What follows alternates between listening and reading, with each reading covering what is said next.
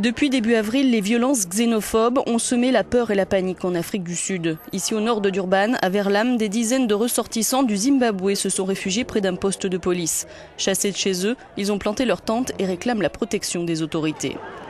L'ambassadeur du Zimbabwe en Afrique du Sud est venu sur place. Il a dénoncé la tristesse de la situation de ces déplacés. La majorité des Zimbabwéens que nous avons rencontrés veulent maintenant retourner dans leur pays. Et nous travaillons avec le gouvernement d'Afrique du Sud pour être sûr que tout soit mis en œuvre pour les rapatrier au Zimbabwe, dit-il.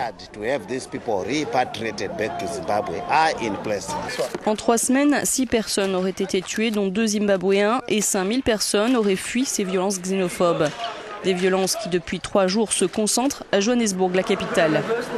Hier, les forces de l'ordre sud-africaines ont dû tirer des balles en caoutchouc et user de grenades étourdissantes pour séparer des immigrés armés de machettes qui menaçaient de se battre avec des Sud-Africains. Elles ont aussi arrêté une trentaine de pilleurs et de casseurs de commerces étrangers. Le président sud-africain Jacob Zuma a préféré annuler un voyage à l'étranger devant cette montée de violence dans la capitale. Des Sud-Africains ont aussi décidé de quitter le Mozambique de peur d'être victimes de représailles.